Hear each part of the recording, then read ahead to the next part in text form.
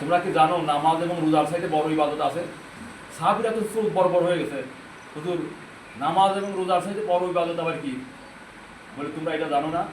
তো বলি না। তো বলতে কোনো স্বামী স্ত্রী এবং কোনো পরিবারের মাঝে যদি দ্বন্দ্ব হয়, এই দ্বন্দ্ব যদি কেউ মিটায় দেয় তাহলে তার আমল নামায় এত সওয়াব হবে, নামাজ এবং রোজার চাইতে তার সওয়াব বেশি হবে।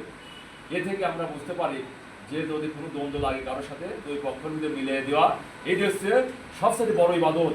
কিন্তু আমরা বর্তমান সমাজের মানুষ এইগুলো আমরা কি করি যে দুইটা লোকের মাঝে যখন দ্বন্দ্ব হয় আমরা এইটা আরো উস্কানি দিয়ে এবং সেখানে কি করি উস্কানি দিয়ে তাদের ভিতরে আরো দ্বন্দ্ব আমরা বাড়াইয়ে দিই। এতে আমাদের সমাজে কলহ আরো দিন দিন বেড়ে যাচ্ছে।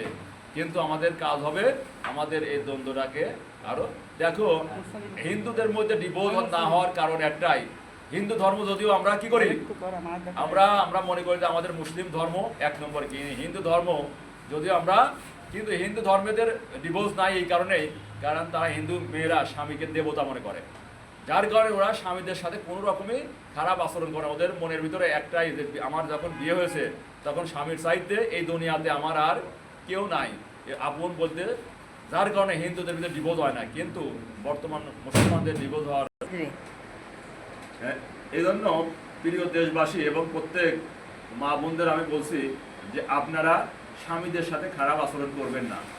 স্বামী সর্বাত্মক চেষ্টা চালায় এই পৃথিবীতে ইনকাম করে স্বামী তার সন্তান এবং স্ত্রীদের মুখে হাসি ফোটানোর জন্য, প্রত্যেক স্বামী কিন্তু এই চেষ্টা চালায়। কিন্তু স্ত্রীরা এটা বোঝে না যে আমার স্বামী আমার জন্য কিছুই করে না।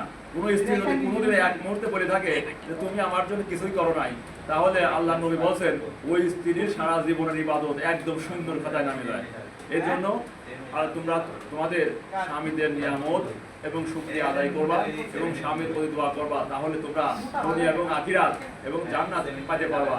এই জন্য প্রিয় দেশবাসী সমস্ত মহিলাদের এবং মা বোনদের জন্য আমি বিশেষ ও দুনিয়ার নারীরা, তাই তোমাদের প্রতি আমার নসিহত যে তোমরা আজ থেকে স্বামীর থেকে শুকরিয়া আদায় করো এবং স্বামীর যে ভরণ পোষণ যতটুকু দেয় এই নিয়ে তোমরা অসন্তুষ্ট থাকবে না, তাহলে তোমাদের চিরস্থায়ী জাহান্নাম এই জান্নাতের দরজা তোমাদের জন্য খুলবে না। এটা আমাদের বিশ্বনবী বয়ান করেছেন।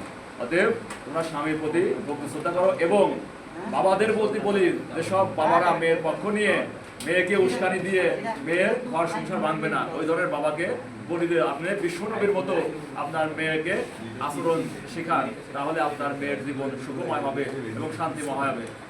পরিশেষে সবার সুন্দর এবং আনন্দঘন জীবন কামনা করে এখানে শেষ করছি। আল্লাহ।